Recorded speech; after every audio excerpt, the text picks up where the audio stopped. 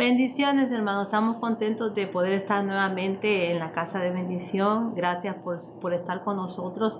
Hemos estado estudiando en estas últimas semanas la bendición de la comunidad y estuvimos hablando que adorar al Señor como comunidad, como cuerpo de Cristo, es un privilegio. Nosotros nos acercamos a adorar al Señor cuando alabamos, cuando cantamos. Nosotros nos acercamos a adorar al Señor cuando nos reunimos como comunidad a orar. Y también nos acercamos a adorar al Señor cuando escuchamos la palabra de Dios. Se los alientaba y se los decía que la próxima vez que adoráramos, que estuviéramos haciendo estas funciones, los examináramos a nosotros mismos, cómo nosotros estábamos reaccionando, cuáles eran las emociones que sentíamos, si cuando alabábamos podíamos cantar con libertad, podíamos levantar nuestras manos, si cuando orábamos podíamos tener comunión con Dios, podíamos escuchar su voz, o cuando escuchábamos la palabra de Dios, esa palabra hacía efecto en nuestro corazón, nos exhortaba y nos animaba a vivir vidas que agradaban al Señor. Es algo muy importante, son privilegios maravillosos que el Señor nos ha dado.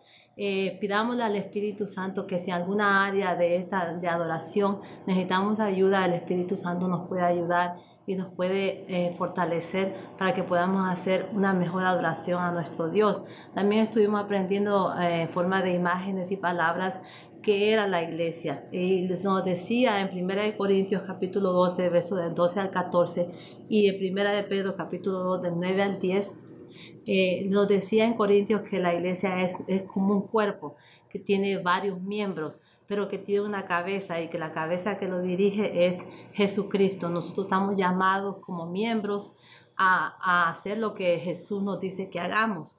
Se nos decía también que no hay uno mayor que otro, que todos somos iguales y que todos lo necesitamos porque solos no podemos trabajar, tenemos que trabajar en comunidad, tenemos que ayudar los unos con otros.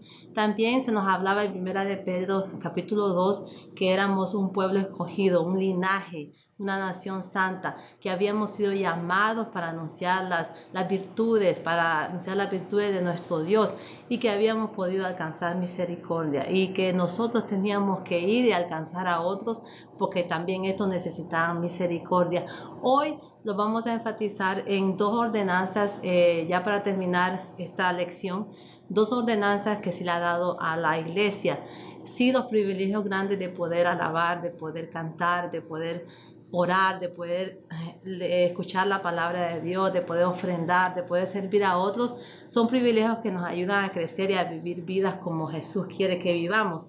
Pero también la palabra de Dios habla de ordenanzas que Dios nos ha dado. Y yo me quiero enfocar en esta hora acerca de dos ordenanzas.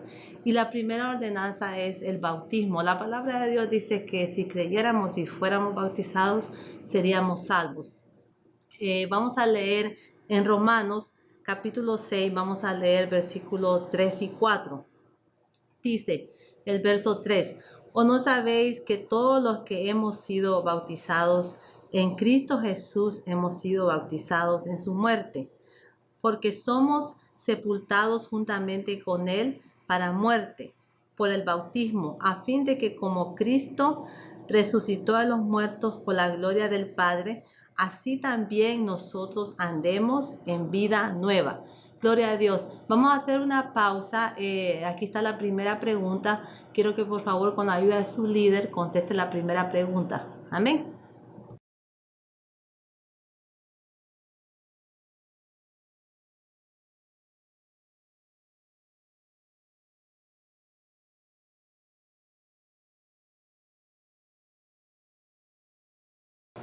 La ordenanza del bautismo que habla aquí en Romanos capítulo 6 nos ayuda a recordar el origen de la iglesia, el origen de como comunidad que somos.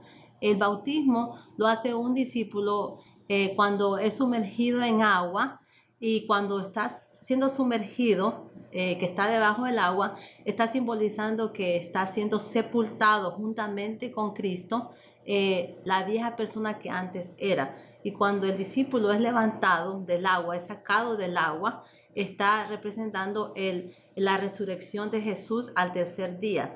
O sea, muere el viejo hombre y se levanta una nueva criatura. En el verso 3 dice, ¿no sabéis que todos los que hemos sido bautizados en Cristo Jesús hemos sido bautizados en su muerte. Entonces, al nosotros ser sepultados, o sea, ser sumergidos en el agua, estamos declarando públicamente, estamos declarando nuestra fe y estamos diciendo que estamos muriendo a lo que antes éramos. Estamos muriendo a la vida que antes llevábamos. Pero al mismo tiempo, cuando somos levantados, somos resucitados en Cristo Jesús. Somos levantados a una nueva criatura. La manera como antes vivíamos, la manera como antes andábamos, la manera como antes hablábamos, ha sido ya sepultada. Y ahora viene y se nos levantamos a vivir una nueva vida. Porque dice el verso 4, porque somos sepultados juntamente con Él para muerte por el bautismo, a fin de que como Cristo resucitó de los muertos por la gloria del Padre, así también nosotros, dice, andemos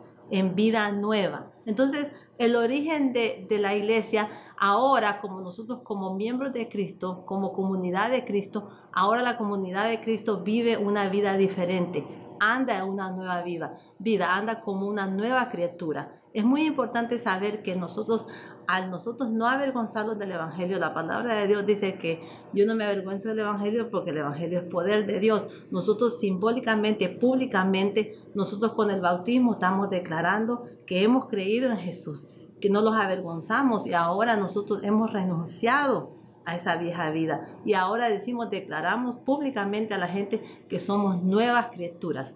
Vamos a hacer una pausa y vamos a contestar, vamos a hacer un ejercicio que sus líderes le van a ayudar.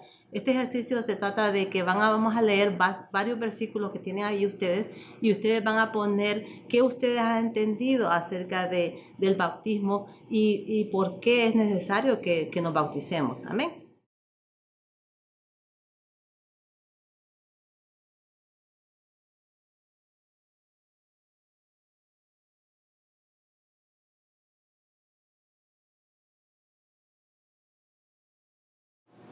Nuestra nueva manera de vivir lo define como comunidad, lo define como iglesia, lo define porque ahora somos nuevas criaturas.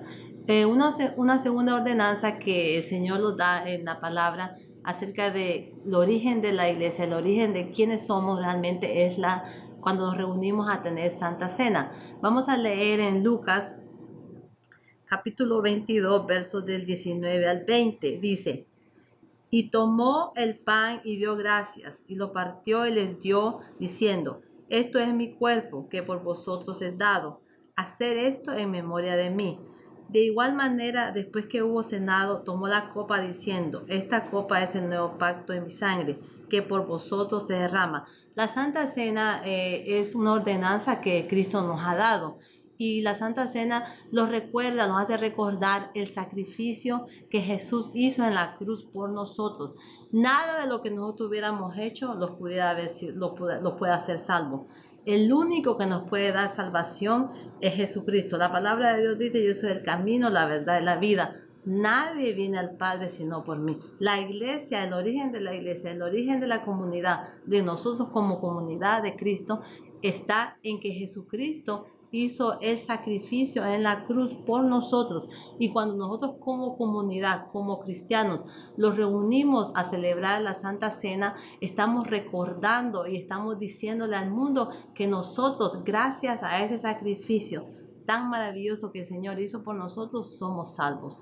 Entonces, nosotros no podemos mantener eso en nosotros, tenemos que declararlo. La Santa Cena nos recuerda que nosotros tenemos que compartir la palabra a otros porque hay muchos que necesitan perdón. En ese sacrificio tan maravilloso que hizo nuestro Señor en la cruz, nosotros recibimos perdón y también la Santa Cena los levanta, los empuja a que nosotros vayamos y prediquemos la palabra de Dios y que otras personas puedan también encontrar perdón y puedan encontrar un Salvador, ya que este mundo está necesitado de que nosotros como comunidad, como cristianos, como iglesia, les prediquemos la palabra de Dios, les prediquemos el sacrificio que Jesús hizo por nosotros.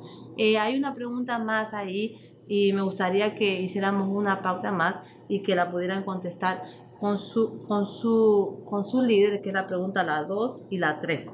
Amén.